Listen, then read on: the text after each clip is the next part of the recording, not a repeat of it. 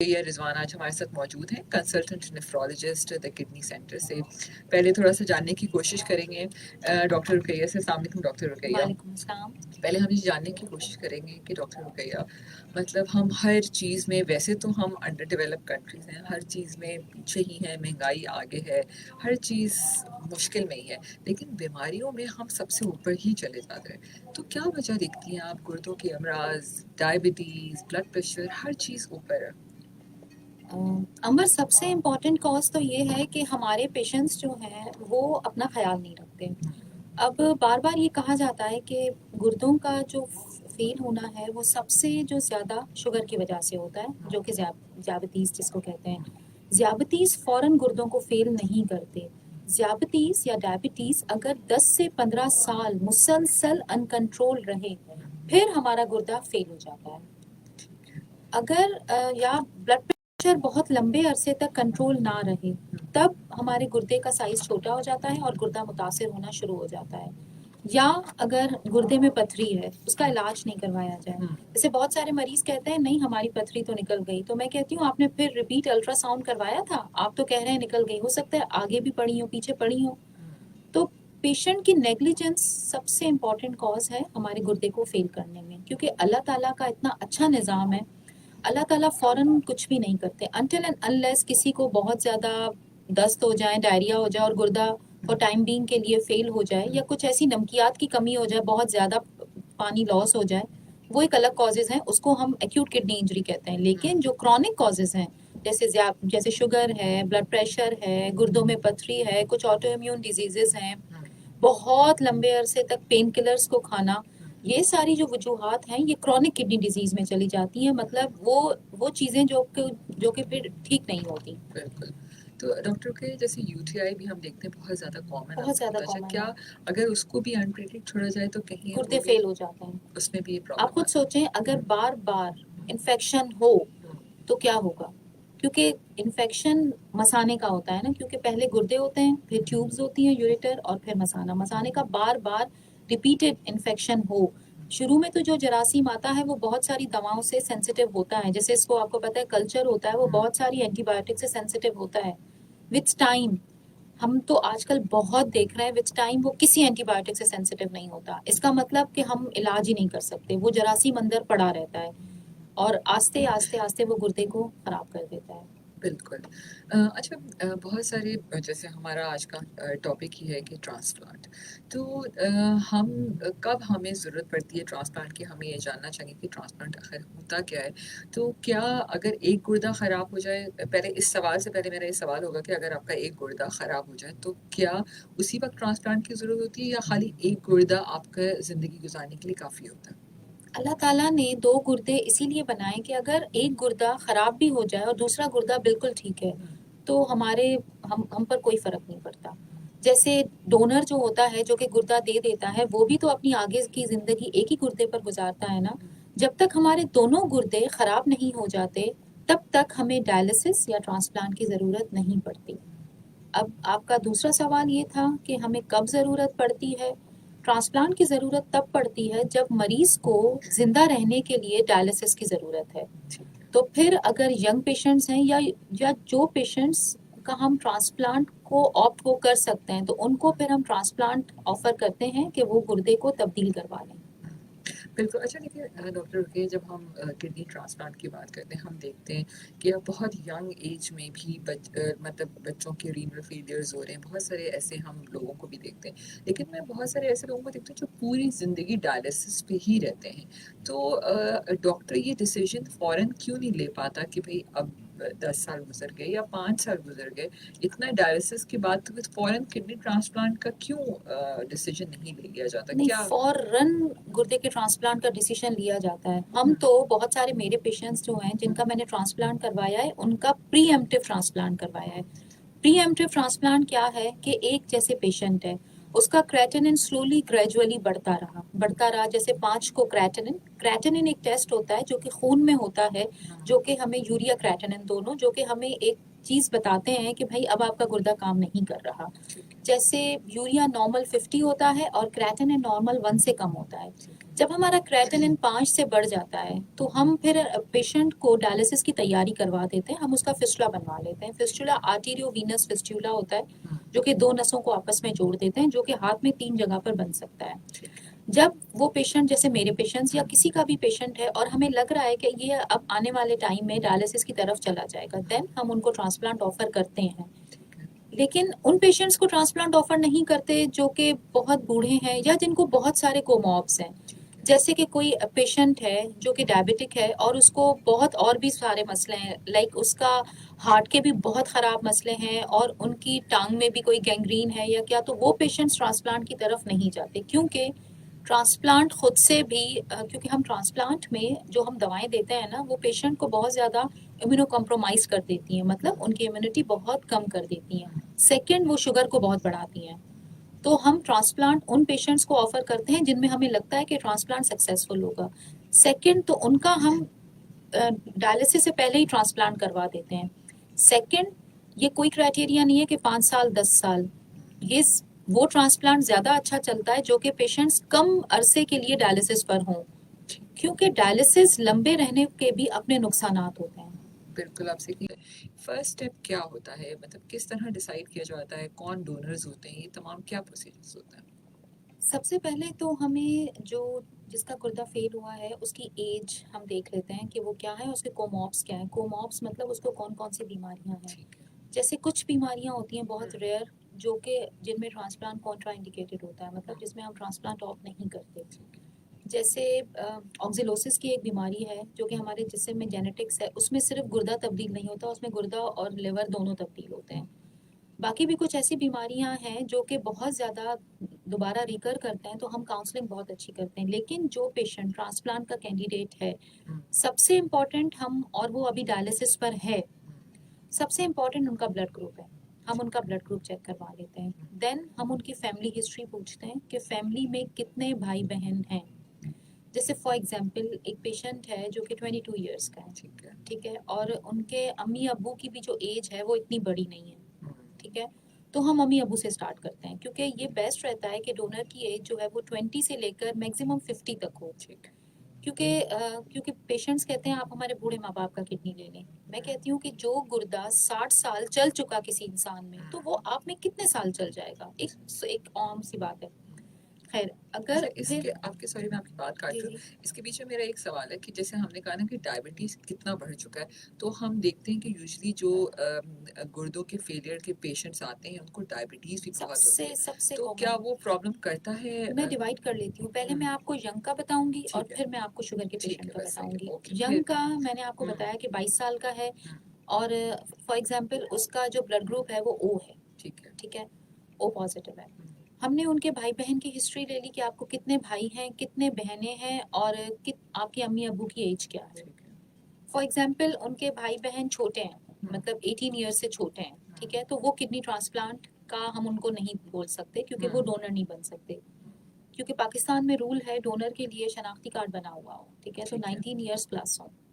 लेकिन अगर कोई पेशेंट, अगर कोई भाई बहन है जो कि ओ पॉजिटिव है या ओ नेगेटिव है, ये मैं आपको एक बात बता दूं, ऑर्गन कैरी चार्ज कैरी नहीं करता। तो ओ पॉजिटिव को ओ पॉजिटिव भी दे सकता है और ओ नेगेटिव भी दे सकता है। जो ए बी है, ए बी पॉजिटिव, वो या ए बी नेगेटिव, वो सबसे गुर्दा ले सकता है। ये मैं आपको कुछ जनरल बातें बता रही हूँ कि ब्लड ग्रुप कौन सा किसको दे सकता है या किससे ले सकता है। फॉर एग्जाम्पल अगर पेशेंट का ब्लड ग्रुप बी है, तो उसको बी भी दे सकता है, बी पॉजिटिव है तो उसको B positive, B negative, O positive, O negative. Transplant में पॉजिटिव नेगेटिव का चक्कर नहीं होता। तो हम उनको कहते हैं कि आप अपनी पूरी फैमिली का सबसे इम्पोर्टेंट ब्लड ग्रुप चेक करवा लें, जो कि पॉसिबल डोनर हो सकते हैं जिनकी एज 19 प्लस है, उनको कोई बीमारी नहीं है। तो हम पहले देखें, दो में डिवाइड करते हैं। पहले हम रेसिपिएंट के सारे टेस्ट करवा लेते हैं, साथ साथ हम डोनर के टेस्ट भी करवाते रहते हैं। तो पहले मैं आपको बता देती हूँ कि हम रेसिपिएंट के कौन कौन से बेसलाइन लैब्स करवाते हैं, क्योंकि लैब्स 3 में डिवाइड होती हैं, इनिशियल फेज, मिड फेज और लास्ट फेज। जो सबसे पहली जो लैब्स होती हैं, जो कि बेसलाइन होती हैं, सबसे पहले हम पेशेंट का ब्लड ग्रुप चेक कर लिया, वो मैच है। देन हम उनको इनिशियल लैब्स लिख कर दे देते हैं, उनका ब्लड प्रेशर चेक करवाते हैं, वो तो हम खुद ही यहाँ पर देख लेते हैं। देन उनका वेट चेक करते हैं, क्योंकि डोनर बहुत मोटा नहीं होना चाहिए, क्योंकि ज़ाहिर है डोनर की किडनी निकलती है और अगर बहुत मोटा डोनर होता है तो वो सर्जरी बहुत डिफ़िकल्ट हो जाती है। तो अगर डोनर बहुत मोटा है तो फिर हम देख लेते हैं कोई और फैमिली में डोनर है या नहीं, वरना हम उसी डोनर को कहते हैं कि पहले आप अपना वेट कम करें। ठीक है, देन हम फिर बेसलाइन लैब्स करवाते हैं जिसमें कौन कौन सी लैब्स हैं, सीबीसी है, यूरिन डीआर है, यूरिन में प्रोटीन का चेक करना है, urea, creatine and electrolytes, cholesterol, hepatitis के टेस्ट, एलएफटीज, इलेक्ट्रोलाइट्स, ये एक बेसलाइन टेस्ट है। और अल्ट्रासाउंड गुर्दे का अल्ट्रासाउंड, ये हम उनको कहते हैं आप करवा कर आए। अगर इन्हीं टेस्ट में कोई मसला आ जाता है, फॉर एग्जाम्पल यूरिन डीआर में प्रोटीन आ रहा है, तो हम फिर डोनर नहीं लेते वो, फिर हम कहते हैं कि आप डोनर को स्विच कर दें, कोई और डोनर लेकर आए। लेकिन अगर ये टेस्ट सारे ठीक होते हैं, देन फिर हम सेकंड फेज की तरफ जो बाकी इन्फेक्शंस होते हैं, सीएमवी है, वीडीआरएल है, सिफिलिस है, उनके टेस्ट करवाते हैं और सीटी स्कैन करवाते हैं। सीटी स्कैन में बेसिकली हमें देखना होता है कि गुर्दा, क्योंकि जब गुर्दा लगता है तो आर्टरी और वेन भी जुड़ती है डोनर की आर्टरी वेन से। तो जो हम सीटी स्कैन करवाते हैं उसमें हम देखते हैं कि किस गुर्दे में कितनी आर्टरीज कितनी वेन्स हैं, क्योंकि ये बेस्ट रहता है कि एक आर्टरी एक वेन हो, क्योंकि अगर ज्यादा आर्टरीज होती हैं तो वो दोनों आर्टरीज उसी गुर्दे से जुड़ती हैं, जो कि थोड़ा सा कॉम्प्लिकेटेड हो जाता है केस। वो हमने करवा लिया। उसके बाद अगर वो भी ठीक है, देन थर्ड फेज ये होता है छोटे खलियों का टेस्ट, छोटे खलिए मैच करें, जिसमें एक क्रॉस मैच होता है। क्रॉस मैच अगर पॉजिटिव आ गया तो ट्रांसप्लांट नहीं हो सकता, क्रॉस मैच नेगेटिव आ गया तो छोटे खलियों के टेस्ट, जिनको हम कहते हैं एचएलए मैचिंग, जो कि बहुत छोटे छोटे छोटे होते हैं, ठीक है, उनको मैच आ गया, देन हम फिर ट्रांसप्लांट को प्रोसीड करते हैं। ऐसे ही रेसिपिएंट में भी टेस्ट होते हैं, क्योंकि रेसिपिएंट अगर ठीक तरह से डायलिसिस नहीं करवा रहा तो उसके लैब्स ठीक नहीं होते, तो पहले हम उनके लैब्स ठीक करते हैं, क्योंकि ये तो नहीं हो सकता कि हम एक ख़राब चीज़ में एक अच्छी चीज़ डाल दें। सही बात। क्योंकि ट्रांसप्लांट 2 जानों की ज़िंदगी में इन्वॉल्व होती है ना, क्योंकि हमारे लिए रेसिपिएंट भी, मतलब जो गुर्दा ले रहा होता है वो भी इम्पोर्टेंट है, जो दे रहा होता है वो भी इम्पोर्टेंट है। अच्छा, अगर ख़ानदान में कोई डोनर नहीं है, देखिए हम ना फर्स्ट डिग्री रिलेटिव का भी ट्रांसप्लांट करते हैं, मतलब चचा का बेटा या बेटी, मामू का बेटा या बेटी, ताया का बेटा या बेटी, फूफी का बेटा या बेटी, खाला का बेटा या बेटी। अगर उनमें से भी कोई डोनर नहीं है, देन पाकिस्तान का लॉ अलाउ नहीं करता कि हम किडनी ट्रांसप्लांट कर सकें, देन फिर मजबूरी हो जाती है। सेकंड आपका सवाल ये था कि मैक्सिमम और कम उम्र और ज़्यादा उम्र। कम उम्र जो है वो 20 साल होनी चाहिए और जो ज़्यादा से ज़्यादा उम्र 50। ज़्यादा उम्र वाले भी हम ले सकते हैं, लेकिन फिर वो बिल्कुल मेडिकली फिट हों। और तीसरा सवाल, इनका तीसरा सवाल था कि यही था ना कि अगर वो ना कर सके अगर तो अगर वो ना कर सकें तो फिर ऑप्शन नहीं है ना, पाकिस्तान में फिर ऑप्शन नहीं है। बिल्कुल। मतलब बाहर क्या, अगर हम मुल्क से बाहर जाने की, वहाँ पर क्या इस तरह होता है कि होता अगर है, आपका क्योंकि बाहर ना डिसीज से भी लेते हैं, मतलब जो इंसान मर जाता है एक्सीडेंट या इस उसमें, तो उनका भी किडनी लगा देते हैं ना, तो उसमें वहाँ तो ऑप्शन है, बाकी तो पूरी दुनिया में इलीगल भी हो रहे हैं। लेकिन पाकिस्तान का जो एक होटा है, होटा की टीम है, उसके कुछ रूल्स हैं, पाकिस्तान में अलाउ नहीं है कि आप जैसे ब्लड रिलेशन के अलावा, ब्लड रिलेटिव्स के अलावा किडनी ट्रांसप्लांट नहीं है। लेकिन डॉक्टर के अगर किसी का बहन भाई ना हो और उनके वालिदैन इस एज में ना हो तो फिर क्या होता तो है? फिर उनको डायलिसिस पर रहना पड़ता है। ठीक है, यानी जो लंबे लंबे अरसे तक रहते हैं उनकी इसी तरह कोई बहुत सारे पेशेंट्स होते हैं जिनके पास डोनर्स नहीं होते, बहुत सारे। हम ओपीडी में ये चीज़ इतनी फेस करते हैं और लिटरली दुख हो रहा होता है, उन पर बहुत दुख हो रहा होता है। वो कहते हैं हम क्या करें, आप बता दें, हमारे पास तो डोनर नहीं है, या भाई बहन देते नहीं है। देखिए किडनी है ना, किडनी ये कोई 10-50 रुपए की बात नहीं है, किसी से छीन लो या ले लो, किडनी किडनी है। बहुत सारे लोग ज़ाहिर है वो डरते हैं, उनके भाई डायलिसिस पर होते हैं तो उनको ये डर बहुत लगता है कि अल्लाह ना करे हम भी डायलिसिस पर चले जाएं तो, और ये एक नेचुरल सी बात है कि डर ही लग रहा होता है। तो बहुत सारों के डोनर होते हैं, वो देते नहीं है। अच्छा, कि सवाल था तीसरा वाला कि दिल के अमराज का भी कोई कनेक्शन है? बहुत इंपॉर्टेंट कनेक्शन है।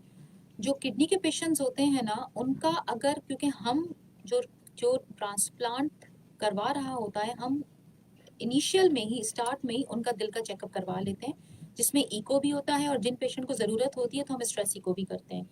जैसे अगर दिल, क्योंकि गुर्दा लगने के बाद सबसे इम्पोर्टेंट का जो वजह होती है अ, मसले में आने की, वो दिल होता है। तो और अगर जो पेशेंट डायबिटिक्स होते हैं, जैसे जैसे जिनको शुगर है, तो और उनको शुगर 10 साल से ज़्यादा है, तो बेस्ट ये रहता है कि पहले उनकी एंजियो हो जाए। ताकि हम उनके वेसल्स देख लें, क्योंकि पता लगे हमने किडनी लगा दिया और उसके बाद उनको दिल का अटैक हो गया, तो दिल तो परफेक्ट होना चाहिए। इसीलिए जो मैं आपसे कह रही थी कि जो पेशेंट्स प्रॉपर डायलिसिस नहीं करवाते, हफ्ते में 3 दफ़ा 4 घंटे की, उनका दिल ठीक नहीं होता। उनको पहले प्रॉपर डायलिसिस करवानी पड़ती है ताकि अच्छा। दिल का काम बेहतर रहे। फॉर एग्जाम्पल, अगर हम प्रॉपर डायलिसिस नहीं करवा रहे होते तो दिल की झिल्ली में पानी भर जाता है, जिसको पेरिकार्डियल एफ्यूजन कहते हैं। यानी ट्रांसप्लांट से पहले डायलिसिस की प्रोसेस से गुजरना बहुत ज़रूरी है एक सर्टेन अरसे तक। नहीं, ज़रूरी नहीं है। जैसे मैंने आपसे कहा कि प्रीएम्प्टिव ट्रांसप्लांट, उनका तो फिर हमने शुरू से देखा है ना कि जैसे ही डायलिसिस की ज़रूरत पड़ी, हमने ट्रांसप्लांट कर दिया। लेकिन जो पेशेंट्स अर्ली ट्रांसप्लांट पर नहीं गए और उनकी लंबे अरसे तक डायलिसिस होती रही है, तो उनकी डायलिसिस प्रॉपर हो। अगर प्रॉपर नहीं हुई तो उनको टाइमली। मसाइल हो जाता है। बिल्कुल, एक छोटा सा ब्रेक लेते हैं और फिर नेक्स्ट लेवल पे जाते हैं कि और क्या मज़ीद क्या रिक्वायरमेंट्स होती हैं।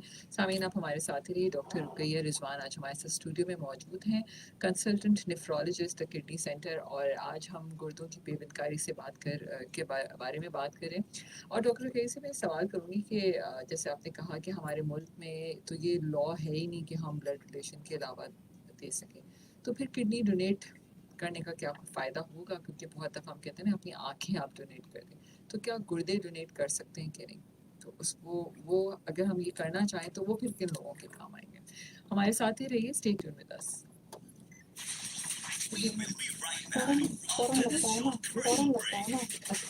अच्छा, क्या अच्छा कोई वो नहीं एसआईपी है में कि हाँ, वो पूरा नहीं है ना, देखें वो एसआईपी इतना में है क्या? एसआईपी में एक हुआ था, लेकिन देखें डिसीज से कैसे लिंक है, देखें कोई फॉर एग्जांपल कोई एक्सीडेंट हो गया, ठीक है, अब जैसे मेरे जब हस्बैंड कुवैत में थे ना, तो वो पूरे ना वो होते हैं भाई, वो प्लेन्स जाते हैं छोटे छोटे एरिया में, फौरन गुर्दा कैच कर कर और फौरन लगाते हैं, समझी? मतलब कि जब मेरे हस्बैंड कुवैत में थे ना, तो कहीं भी आसपास होता था ना कि भाई ये इसका गुर्दा लगना है, ठीक है, और वो अपने एचएलए पहले ही करवा कर रखते थे।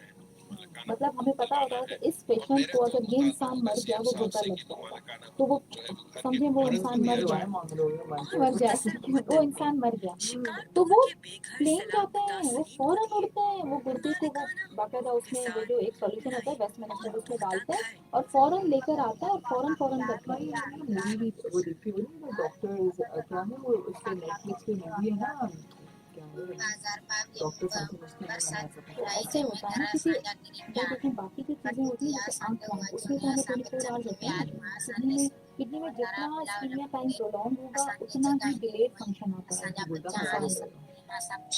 मतलब खराब होगा या देर से मतलब चलेगा, हमारे पाकिस्तान में तो सिस्टम नहीं है, नहीं कोई डोनेट नहीं करना चाहे तो नहीं कर नहीं सकता, नहीं, डोनेट आप भले कर दें, बस वो क्या वो ऐसे ही है। कि मरने के बाद दे दिया जाएगा। आँख का हो सकता है, आँख का लंबा ड्यूरेशन, स्किन का हो सकता है, आँख स्किन, ये चीज़ें ऐसी हैं कि जिनका टाइम भी ज़्यादा है ना, कि लेकिन अगर हमारे उनको पाकिस्तान में ऐसा नहीं है कि हमारे बड़ा और बाप की बच्ची करे या कोई आँख हमारा का हो जाता है, गुर्दों का नहीं है।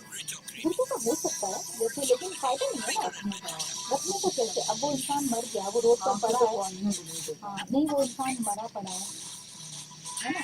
दूसरी बात, हॉस्पिटल में हो सकता है इतना अच्छा हो कि भाई एक इंसान है जिसको फॉर एग्जांपल जिसको किडनी का मतलब उसकी आंखें बिल्कुल ठीक है, तो आप आंखें ले आओ, और वो बिल्कुल कोऑर्डिनेट हो कि भाई अब बस इंसान मरने वाला, जल्दी आओ आंखें ले जाओ, है ना। वो तो मरने वाले जिनके घर वाले वही ना करने दें। लेकिन डोनेट हुआ हुआ है, बस टाइम होती है, डॉक्टर रिजवान ने किया हुआ है, पता नहीं क्यों किया होगा।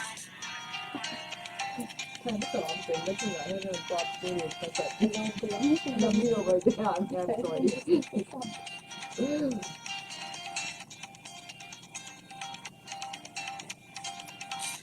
अंबर आपकी होस्ट, आपके पसंदीदा शो हेल्थ फॉर एवरीवन में डॉक्टर रुकैया से मैं बातें कर रही हूँ ब्रेक में, और इतनी अच्छी बातें उनकी होती है कभी कभी कि मुझे इस वक्त बहुत सारी हंसी आ रही। डॉक्टर रुकैया, बड़ा सीरियस मामला है, और हम ये बड़ी मुश्किल वक्त भी होता है कि हम कहते हैं कि जी घर वाले और बहन भाई मानते ही नहीं है कि भाई वो, वैसे आप डॉक्टर रुकैया हम अपनी ज़िंदगी में अपनी चीज़ें तो किसी से शेयर नहीं करना चाहते। कभी बचपन में आपको याद है कि आपका खिलौना कोई दूसरा बहन भाई ले ले तो आप कितना कितना लड़ती थी, गुस्सा करते थे। है ना? मैं भी शायद ऐसी ही थी। ठीक है, आज भी अगर मैं अपने बेटे की भी बात करूँ, या आपका भी माशाल्लाह से 2 बेटे हैं, तो अपने एक दूसरे को अपनी चीज़ नहीं देना चाहते। नहीं ऐसे ही है ना?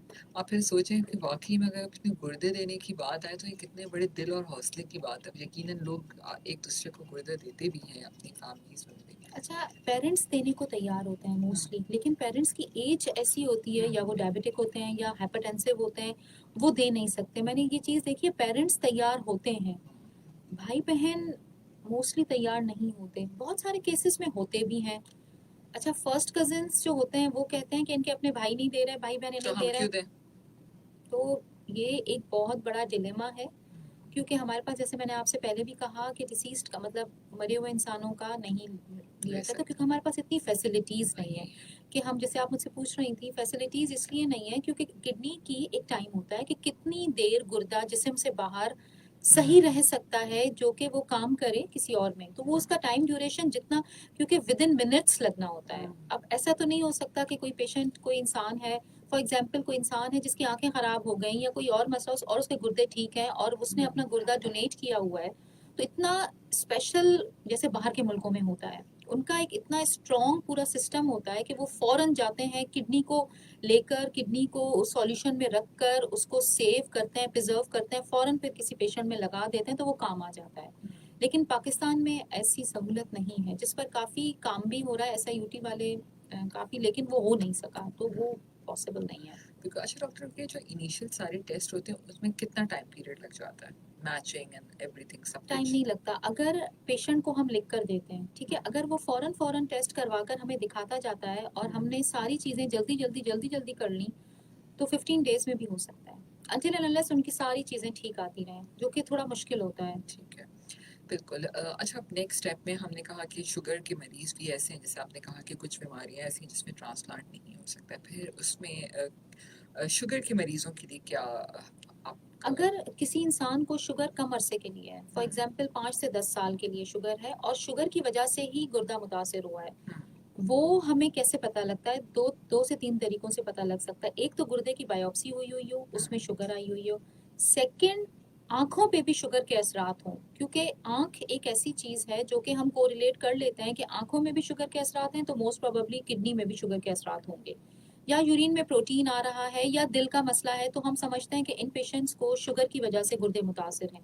अर्ली जो शुगर के पेशेंट्स हैं उनके तो ट्रांसप्लांट ठीक रहते हैं, लेकिन जो पेशेंट्स बहुत प्रोलॉन्ग डायबिटिक हैं और उनके दिल के भी मसले चल रहे हैं, उनकी टांग भी कटी हुई है और उनको और बहुत सारे मसाइल हैं, तो उनमें हम फिर ट्रांसप्लांट ऑफर नहीं करते, क्योंकि उनमें ट्रांसप्लांट, क्योंकि ट्रांसप्लांट की जो पोस्ट ट्रांसप्लांट जो ड्रग्स होती हैं वो भी शुगर बहुत ज़्यादा बढ़ाती हैं, तो उनमें मसाइल ज़्यादा होते हैं एज़ कम्पेयर टू फ़ायदे। ठीक। अच्छा डॉक्टर रुकैया, कि अगर हम ट्रांसप्लांट की बात करें तो ट्रांसप्लांट की कोई किस्में भी होती हैं? ट्रांसप्लांट की किस्में तो हम नहीं कह सकते, बस ट्रांसप्लांट होता है जो कि किडनी लगता है। अब वो पेट के राइट साइड पर लगे या लेफ्ट साइड पर लगे, ठीक है। या अ, एक ही, मतलब सिर्फ किडनी का, क्योंकि कुछ डिजीजेस में, जैसे मैंने आपसे कहा, कंबाइंड होता है, जिसमें किडनी पेनक्रियाज भी हो सकता है, किडनी लिवर भी हो सकता है। तो ट्रांसप्लांट तो एक ही किस्म का होता है जिसमें गुर्दा, हमारे गुर्दा एक इंसान से निकलकर दूसरे इंसान में लग जाता है। ठीक है।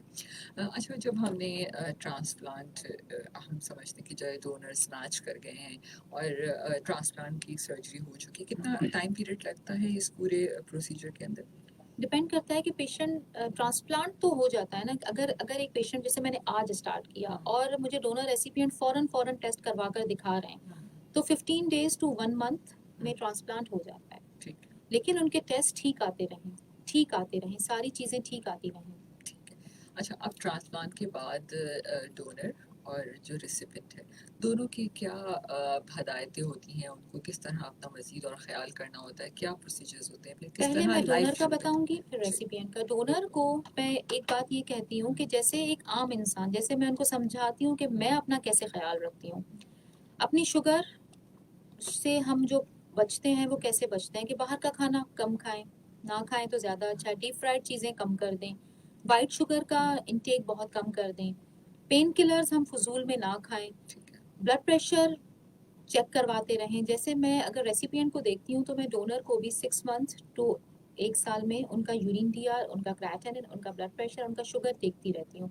मैं उनको कहती हूँ आपका बहुत ज़्यादा वजन ना बढ़े, क्योंकि वो अल्हम्दुलिल्लाह उनको होता कुछ नहीं है, लेकिन फिर भी एक मैं उनको बात समझाती हूँ कि जो काम दो चीज़ें कर रही थी अब वो एक चीज़ करेगी, सही बात है। क्योंकि अल्लाह ताला का एक ऐसा निज़ाम है, जब एक गुर्दा रह जाता है ना तो उसको कंपनसेटरी हाइपरट्रोफी हो जाती है, मतलब अल्लाह ताला का निज़ाम है कि वो गुर्दा थोड़ा साइज में बड़ा हो जाए, ताकि वो कंपनसेट कर सके, सफाई ज़्यादा कर सके। अच्छा, लगने के बाद वो खुद लगने साइज के में? बाद नहीं, डोनर में जो एक गुर्दा बच गया ना, हाँ। जो डोनर के पास तो एक ही गुर्दा ठीक बचा है। ना, वो थोड़ा सा बड़ा हो जाता है साइज में, ओके। ठीक है, ताकि वो अच्छी तरह काम कर सके।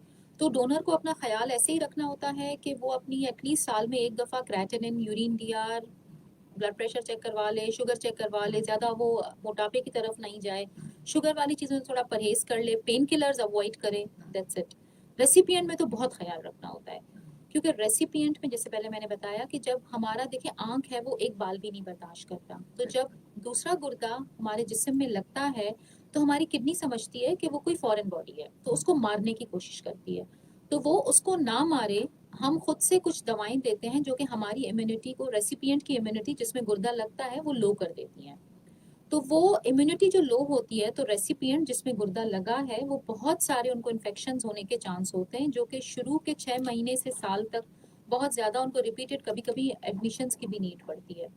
तो हम उनको कहते हैं कि आप बहुत सारे लोगों से ना मिलें, बाहर का खाना तो बिल्कुल नहीं खाना क्योंकि उनको डायरिया का चांस बहुत ज़्यादा बढ़ जाता है। आप अपने घर में बहुत सारे मेहमानों, क्योंकि लोगों को होता है बस गुर्दा हो गया, बहुत सारे लोग मिलने आ रहे मिलने आ होते हैं, रहे हैं, बिल्कुल। हम उनको मना करते हैं कि नहीं, आप वीडियो कॉल कर लें, आप इतना अपना एक्सपोजर ना करें, बहुत फ्रीक्वेंटली दिखाते रहें, डॉक्टर को दिखाते रहें, क्योंकि डोज जो दवाएं हैं ना उनके लेवल्स होते हैं, उनका डोज चेंज होता है, ऊपर नीचे होता रहता है, तो बहुत मतलब फ्रीक्वेंट विजिट्स होते हैं, विजिट्स अपने मिस ना करें। अल्लाह ना करे अगर क्रेटिनिन बढ़ जाता है और अगर डॉक्टर कह रहा है तो एडमिट हो जाएं, क्योंकि हो सकता है कि अर्ली फेज में हमें बायोप्सी करनी पड़े।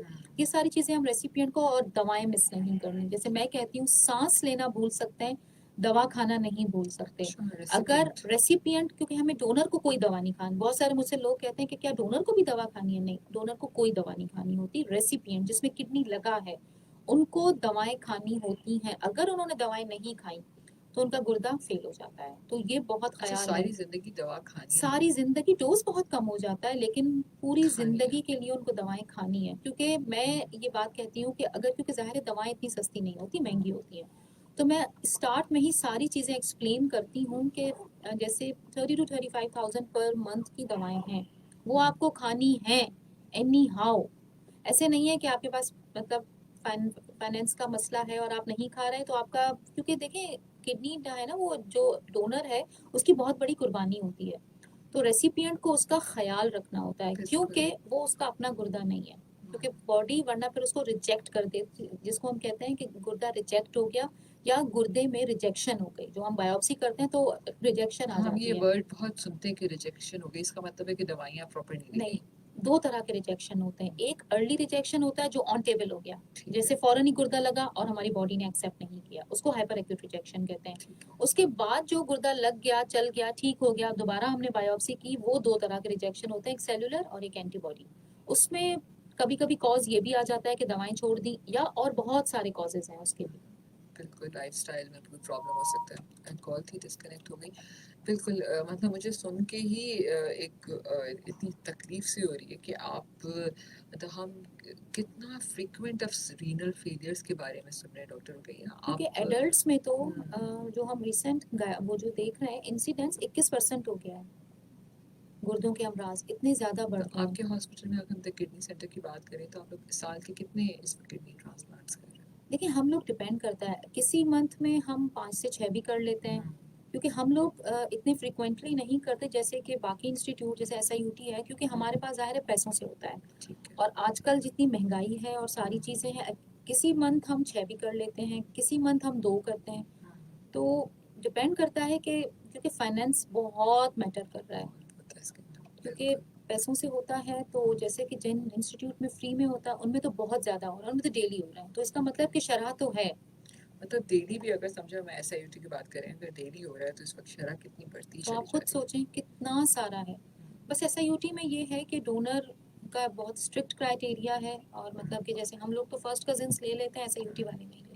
ठीक है, बिल्कुल। तो अगर हम बच्चों की बात करें, ठीक है? तो बच्चों का अगर जो ट्रांसप्लांट होता है तो उनके अंदर जो जैसे आप ज़ाहिर है गुर्दे का साइज़ की अगर मैं बात करूँ, तो क्या बच्चों के अंदर बड़ों का गुर्दा लग जाता है? लग मतलब अगर जाता है। साइज़ है इसका उसमें कोई प्रॉब्लम तो नहीं नहीं, आता? वैसे नॉर्मली जो बच्चों का जो किडनी होता है वो हुँ, साइज में छोटा होता है और उनके लिए वो नॉर्मल होता है, लेकिन बच्चों का गुर्दा तो नहीं लग सकता, क्योंकि गुर्दा जो देता है, मैंने पहले भी बताया, उसकी एज एटलीस्ट 20 ईयर से ज़्यादा हो, तो ठीक है। उनको तो बड़ों का ही लगेगा, और उनका बड़ों में अच्छा ही चल जाता है। तो डॉक्टर के जो आपके पास मरीज़ आते हैं ऐसा अब ये रीनल फेलियर्स इस तरह के एक पता भी नहीं चलता और एक दिन सुबह ऐसी आती है कि कोई ना कोई आपको मेजर तकलीफ होती है। तो कुछ सवालात जो फ़ेसबुक पे आ रहे हैं, मैं उसको अगर सम अप करूँ तो उनका है कि रीनल फेलियर से पहले क्या ऐसे सिम्पटम्स होते हैं जिसको फ़ौरन एड्रेस करने की ज़रूरत होती है? समटाइम ऐसा भी होता है कि लोगों को शायद नहीं पता चलता कि या बुखार हो रहा है या पेन हो रही है, क्या है इसका? लेकिन ब्रेक का टाइम है। ब्रेक के वो इससे पहले हम अपने लाइफ़स्टाइल को चेंज नहीं कर सकते। कर सकते हैं। जैसे आपने सवाल किया कि क्या ऐसे सिम्पटम्स हैं जो कि हुँ, अलार्मिंग होते हैं और पेशेंट को हुँ, उसको नेग्लेक्ट नहीं करना नहीं चाहिए। करना। जैसे देखिए, ज़रूरी नहीं है कि पेशेंट कहते हैं कि हमें दर्द तो नहीं हुआ, लेकिन दर्द किडनी के स्टोन्स में होता है। हुँ, जब किडनी फेल हो रहा होता है तो कोई दर्द-वर्द नहीं होता। अनटिल एंड अनलेस कोई गुर्दे में पस भर जाए तो वो दर्द है, नहीं।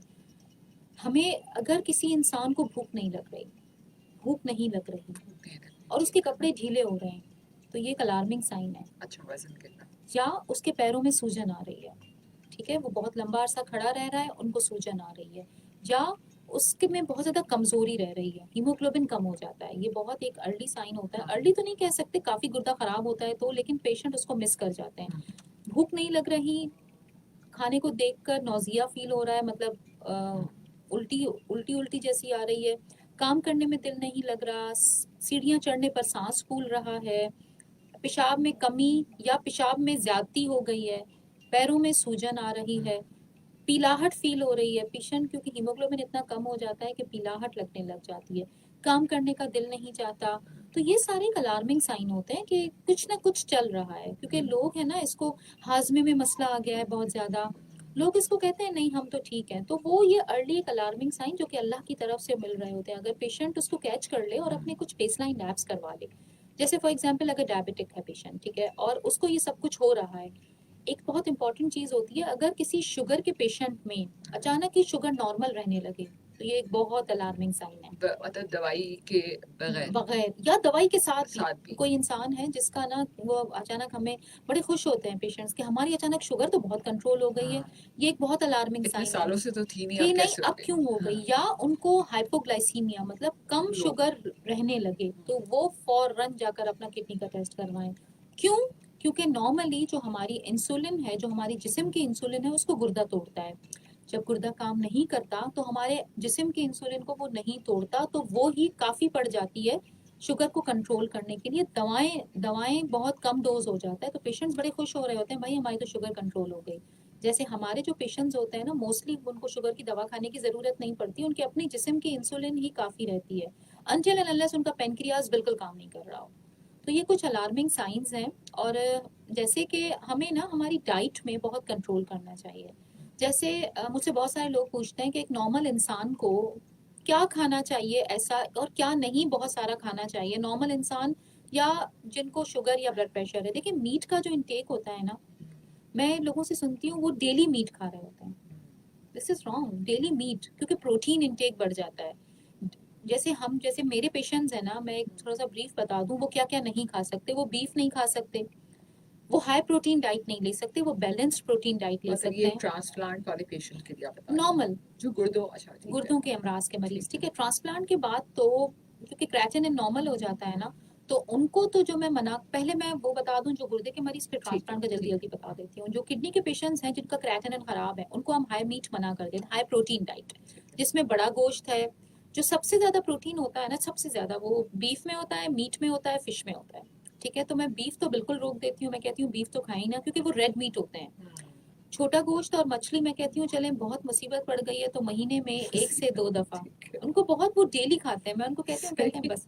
जैसे हमारे पेशेंट्स, किडनी के पेशेंट्स फ्रूट्स नहीं खा सकते, उनका पोटेशियम हाई होता है, वो मुझे कहते हैं अब तो हम क्या। फ्रूट्स में 4 फ्रूट ऐसे हैं जो कि वो देख भी नहीं सकते, मैं कहती हूँ आप देख भी नहीं सकते, आम, अनार, केला, खजूर। फ्रूट्स में अरे! हाई पोटेशियम होता है, तो फ्रूट्स वो अवॉइड करने चाहिए उनको। सेकंड, अगर किसी पेशेंट, और जैसे पानी का इंटेक कम लेना होता है, पानी कम लेना होता है किडनी के पेशेंट्स को। ट्रांसप्लांट की बात नहीं कर रही, जो जो कि गुर्दे के मरीज हैं, डायलिसिस या सब उस पे चल रहे हैं। क्योंकि हमारा क्योंकि क्योंकि उनको यूरिन नहीं आता। तो गुर्दा ही अगर, सही काम नहीं कर रहा क्योंकि ना। और जो हम खाना भी खाते हैं वो टूट कर पानी बनता है, तो पानी दिन में 3 से 4 गिलास, जिसमें चाय भी शामिल है। अब अगर ट्रांसप्लांट हो गया है, आपको पता है जैसे ही किडनी लगता है ना, आर्टरी से आर्टरी, वेन से वेन जुड़ती है, फौरन यूरिन आने लग जाता है, एक एक दिन में 10 से 15 लीटर यूरिन आता है। उफ़, उन पेशेंट्स को फिर बहुत पानी पीना होता है, ठीक है। बहुत ज़्यादा। ट्रांसप्लांट के बाद अगर किडनी सही चल रहा है और सब कुछ ठीक है तो उनका ये पानी, निशानी होती है कि भई अब हाँ, पानी अब पानी पेशाब ज़्यादा आ बहुत रहा है। ज़्यादा पीना होता है। अगर किडनी अटैच हो गई और यूरिन नहीं आया तो इसका मतलब किडनी सही नहीं लगा। मतलब फ़ौरन अल्लाह ताला का ऐसा निज़ाम है, फ़ौरन टप-टप। जो पेशेंट्स एन्यूरिक होते हैं, मतलब उनको यूरिन ज़रा भी नहीं आ रहा होता, उन पेशेंट्स को ट्रांसप्लांट के बाद इतना यूरिन तो आ रहा खुश होता होते है, होंगे? शदीद। वो मतलब वो इतना कि डॉक्टर को हमें इतना यूरिन आ रहा है। वो बस वो मतलब यूरिन उनको इतना, और उनको जितना यूरिन आ रहा होता है हमें उतना ही रिप्लेस भी करना होता है। तो उनको तो पानी की। पानी। और ट्रांसप्लांट के बाद जो डाइट है वो ये होती है कि बाहर का खाना अवॉइड करें। फ्रेश जो सैलेड्स और ये होती है ना, क्योंकि उनमें इन्फेक्शन होता है, वो अवॉइड करें। ठीक है। पेन किलर्स नहीं खानी होती। पेन किलर्स में ना हमारे पेशेंट्स को पैनाडोल, न्यूब्रोल फोर्ट, ट्रेमोल, ये सेफ होती हैं जो कि ये ले सकते हैं। लेकिन बाकी एक लेवल के एनसेट्स, अंदर। नहीं ले सकते, क्योंकि वो गुर्दे को मुतासिर करते हैं। और जैसे मैंने कहा कि बाहर का खाना ना खाएं, डीप फ्राइड चीज़ें अवॉइड करें, क्योंकि उनमें कोलेस्ट्रॉल बढ़ने का चांस होता है, यूरिक एसिड बढ़ने का चांस होता है, क्योंकि जो हम दवाएं दे रहे होते हैं ना, वो शुगर, कोलेस्ट्रॉल, यूरिक एसिड, इन सब चीज़ों को बढ़ाते हैं। दवाओं पर तो अगर मैं बात करूंगी तो एक पूरा पूरा दिन निकल जाएगा। कुछ दवा के कुछ साइड इफेक्ट हमें ये देख दाख कर चलना होता है। जैसे कुछ दवाएं वो मसूड़ों को सुजा देती हैं, मसूड़े सूज जाते हैं। ठीक है। तो ये सारी चीजें से हेल्थ, मतलब माउथ की हाइजीन बहुत अच्छी रखनी होती है ट्रांसप्लांट के बाद, क्योंकि वो ड्रग्स खुद से भी मसूड़ों को थोड़ा सा, तो वो अगर मसूड़े सूज गए तो फिर वो फौरन अलार्मिंग साइन है, तो माउथ उनको वॉश वही सब यूज़ बहुत करना। ज्यादा सफाई सुथराई तो। बिल्कुल। अच्छा डॉक्टर रुकैया, ओवरऑल मैं एक नॉर्मल इंसान हूँ, मुझे गुर्दों के कोई मसाइल नहीं है, लेकिन ज़ाहिर है मैं भी चाहूँगी कि जिस तरह हम बढ़ती हुई शरह को देख रहे हैं, मैं अपने गुर्दों का ख्याल कैसे करूँ? सवालात भी हैं फेसबुक पे कि एक नॉर्मल क्या ऐसी हैबिट्स होनी चाहिए खाने पीने की, स्पेशली अगर मैं बात करूँ, क्या हमारा तो ज़िंदगी का जीना मरना ही सिर्फ खाना पीना है। खाने पीने में ये है कि बाहर का खाना कम से कम। जैसे मैंने कहा कि मीट का इंटेक एक लिमिट में। जैसे मीट, मतलब मैं टोटल अगर मीट बताऊं कि जिसमें बीफ भी है, मीट भी है, फिश भी है, चिकन भी है, तो मैक्सिमम हफ्ते में 3 दफा। बाकी दिनों में आप दालें और वेजिटेबल्स खाएं। लोग हर वक्त खा रहे होते हैं, सुबह शाम नाश्ते में, मैं मतलब वो हर वक्त खा रहे होते हैं। प्रोटीन। फ्रूट्स का इंटेक बढ़ाएं, वेजिटेबल्स का इंटेक बढ़ाएं। अच्छा, मुझसे लोग पूछते हैं कि हम डेली कितना पानी पिएं। मेरा एक सिंपल जवाब हमेशा यही होता है, जितनी प्यास लगे। जब हम धूप में जाते हैं तो हमें ऑटोमेटिकली प्यास बहुत बिल्कुल, ज्यादा अपने लगती है। एनवायरनमेंट के लिहाज लोग से। हैं ना, देखिए हम ना, अल्लाह ताला का ऐसा निज़ाम नहीं है कि हम अपने आप में पानी स्टोर कर सकें। वो सिर्फ ऊंट में, कैमल में, जिनके पास हम्स होते हैं, वो सेव कर लेते हैं। सही बात। हम जब ज्यादा पानी पीते हैं तो हमें यूरिन ज्यादा आता है, वो हम निकाल देते हैं। पानी उतना ही पीना चाहिए जितनी प्यास लगती ये है। अभी मुझे प्यास लग रही प्यास है। लगी है, जी, ठीक है, ठीक है। सही है। अच्छा, जब हम गर्मी में जाते हैं तो हमें प्यास लगती है ना, तो हम अपना पानी का वो बढ़ा देते हैं। अनटिल अनलेस किसी को डायरिया हो रहा हो, वॉल्यूम लॉस हो रहा हो, वो अपना इंटेक बढ़ा ठीक दे। है। लेकिन ये नहीं है कि मैं हैरान होती हूँ, लोग सुबह को 4-4 ग्लास पी रहे होते हैं, फिर वो वॉशरूम के चक्कर। क्योंकि जब हम सहरी करते हैं, सहरी के बाद क्या होता है, हमें ज्यादा यूरिन आता है ना, वो इस सारे दिन है का ना। पानी पी लेते हैं एक तो वो साथ ही। तो वो हमारे अंदर सेफ तो नहीं होता ना, वो तो निकल जाता है ना यूरिन में। तो वो पानी उतना, मैं ये नहीं कह रही कम पिए, उतना जितनी हमें प्यास लगती है। प्यास लगती है ज्यादा पी लें, लेकिन और प्लस बाहर का खाना बिल्कुल कम खाएं। नॉर्मल पेन किलर्स, लोग बंटीज की तरह पेन किलर्स खा रहे होते हैं। So true. मतलब यहाँ दर्द वहाँ दर्द, छोटी छोटी छोटी चीजों में पेन किलर्स लें। बर्दाश्त भी करना सीख ले। बर्दाश्त करना सीखें और पहले देखें वो पेन इतना हो क्यों रहा है। फॉर एग्जाम्पल, जैसे आपने मुझसे कहा कि मिग्रेन का जो सवाल आया हुआ था हाँ, कि कि उससे भी मिग्रेन में, ब्लड प्रेशर होता देखें है। एक एक अगर मिग्रेन है ना, तो मिग्रेन की अलग से ड्रग्स हैं। ठीक है, वो पेन किलर्स के अलावा बहुत सारी ऐसी ड्रग्स हैं जो कि मिग्रेन को कंट्रोल करती हैं। और बिल्कुल ठीक सो है, अगर ट्रू। मिग्रेन कंट्रोल नहीं रहा तो ब्लड प्रेशर बढ़ेगा। तो वैसे वो मिग्रेन नॉर्मल पेन किलर से सही होता भी नहीं है। नहीं, मिग्रेन की एक अलग से ड्रग्स होती हैं, आप वो लें। फॉर एग्जाम्पल, किसी को बैकएक चले जा रहा है, बैकएक चले जा, आप उसको वेलुएट करवाएं ना कि वो आपको दर्द क्यों है। पेन अगर किलर किसी खा लो। इंसान को हेडेक चले जा रहा है, हेडेक हो रहा है, तो आप उसको एवेलुएट करें, पेन किलर्स अवॉइड करें। अगर किसी को सूजन हो रही है तो वो अपना फौरन जाकर चेकअप करवाएं। प्लस आप जो कह रही है इंसान को गुर्दे, अपना चेकअप एक आम इंसान को भी, मतलब स्क्रीनिंग। कुछ स्क्रीनिंग बहुत इंपॉर्टेंट है। देखिए, prevention is better than cure. So true. एक इंसान को, जैसे मैं अपना ले लूं तो मैं एटलीस्ट 6 महीने में अपनी शुगर, अपनी ब्लड प्रेशर, अपना कोलेस्ट्रॉल, अपना, क्योंकि मैं नेफ्रोलॉजिस्ट हूँ तो मैं क्रेटिनिन भी चेक करवाती हूँ, यूरिन दिया, ये अपने कुछ बेसलाइन लैब्स हैं, ये करवाने चाहिए। क्योंकि उससे ये हो जाता है कि एटलीस्ट हमें पता लग जाता है कि हम कहाँ पर लैग कर रहे हैं, क्या हमारी चीज़। फॉर एग्जाम्पल, अगर किसी के कोलेस्ट्रॉल में मसला आ गया, ठीक है, तो स्टार्ट पे तो वो अपनी डीप फ्राइड चीज़ें बंद कर देगा ना, उसको पता लग जाएगा ना मेरे में ये मसला आ गया है यार, मैं अब थोड़ा सा वॉक कर लूँ, सही सेडेंट्री बात है। लाइफस्टाइल थोड़ी ख़त्म कर दूँ, थोड़ा अपनी चीज़ों को इम्प्रूव कर लूँ, तो ये बहुत इंपॉर्टेंट है, बाहर की चीज़ें, प्लस वॉक बहुत ज़रूरी है। हम लोग बैठे रहते हैं, हम लोग बैठे रहते हैं, वॉक नहीं करते। वज़न आजकल जो मैं देख रही हूँ, वज़न कितना ज़्यादा है, वज़न पे कंट्रोल करना, ये थोड़ी है कि आप इतने मोटे हुए जा रहे हैं और आप देख भी आपको नहीं रहे। फ़िक्र ही नहीं है। तो बिल्कुल डॉक्टर रुकैया, आप बिल्कुल सही कह रही हैं। आई think this is very I opening कि आपको अपनी सेहत का ख़्याल रखना बहुत ज़रूरी है, ठीक है? और हम शायद ये तो बड़े आराम से सोच सकते हैं कि गुर्दा फ़ेल हो जाएगा तो बदलवा लेंगे, ठीक है? इसकी कॉस्ट पे भी थोड़ी-सी अगर मैं आखिर के 2-3 मिनट हैं तो एक लोगों को ताकि पता चल जाए कि भई अगर आपने अपनी ज़िंदगी का ख़्याल नहीं करना, गुर्दे ख़राब करने हैं तो इतने पैसे पहले से जमा कर बिल्कुल दें। सही, क्योंकि कराची में सिर्फ़ एक ही इंस्टीट्यूट है जो कि फ्री में ट्रांसप्लांट लेकिन करता है, उसके पास ठीक है? टाइम भी तो नहीं है ना इतना। लेकिन उनकी लिस्ट इतनी लंबी है कि आपको फॉर बहुत सारा टाइम के लिए डायलिसिस पर रहना पड़ेगा, ठीक है? अब बाकी जगह जो पैसे, तो मैं आपको एक एस्टीमेट बता दूँ, 15 से लेकर 25 लाख तक इनका, जो मैं 15 बहुत मतलब वो बता रही हूँ लो, लेकिन उसमें क्योंकि टेस्ट भी होते हैं, पेशेंट एडमिट होता है, डोनर रेसिपिएंट एडमिट होते हैं, बीच में हम ड्रग्स ले रहे होते हैं। जैसे मैं आपको तो बता दूँ, 40 लाख तक तो हम एस्टिमेट लगा लें आप। 15 से 25 लाख तक, ठीक है? ठीक है। अगर अगर लीगल हो रहा है, जैसे हाँ। मैंने आपसे कहा कि हमारे पास तो लीगल ही होता है। हुँ, लेकिन अगर कोई पेशेंट है, जैसे मैंने आपसे कहा आखिरी का टेस्ट होता है एचएलए, उसकी मैचिंग नहीं आई, हुँ, ठीक है? तो हम कुछ खास दवाएँ लगाते हैं ट्रांसप्लांट से पहले, हुँ, ठीक है? जो कि अलग से महँगी होती हैं। हुँ। उसके कुछ इंजेक्शंस लगते हैं जो कि महँगे होते हैं, तो वो भी अगर मैचिंग भी नहीं है, तो भी मसला हो जाता है। लेकिन ब्लड ग्रुप मैच होना चाहिए। ब्लड ग्रुप अगर मैच नहीं है तो फिर कराची में तो एटलीस्ट ट्रांसप्लांट नहीं हो सकता। बाहर हो रहा है जो कि इनकॉम्पिटेबल, वो बहुत सारे इम्यूनोसप्रेस कर, लेकिन कराची इतने पैसे हों तो बहुत सारे जो मेरे पास पेशेंट्स आते हैं वो ट्रांसप्लांट अपना, उनके पास डोनर भी होता है, लेकिन वो नहीं करवा सकते। सवाल पूछ रहे हैं कि आप ही ट्रांसप्लांट करती हैं? मैं ट्रांसप्लांट करती नहीं हूँ, मैं ट्रांसप्लांट से पहले जो इवैल्यूएशन होती है, ट्रांसप्लांट यूरोलॉजिस्ट करते हैं? जी, ट्रांसप्लांट ट्रांसप्लांट सर्जन करते हैं, ठीक है? ट्रांसप्लांट सर्जन तो करते मैं हैं। जो ट्रांस लेकिन केस पूरा हम तैयार करते हैं, हुँ। डोनर, रेसिपिएंट, फिर पूरा, पहला स्टेप तो हाँ, नेफ्रोलॉजिस्ट के हलवा पास ही तैयार होता है। कर हम हाँ, उनके हवाले कर देते हैं। बिल्कुल और फिर खाना बनाने होता हाँ, है। Thank you so much doctor Rukaiya और I think this is the best you can explain about transplant और मैं ये आई होप करती हूँ कि ये मरीज़ों को समझ आ गया हो कि कितना अहम चीज़ है हमारे गुर्दे। आखिर में कोई पैगाम देना चाहेंगी कोई रेडियो के हवाले से? अगर कोई पेशेंट है और उसको अलार्मिंग साइंस हो रहे हैं, या कोई पेशेंट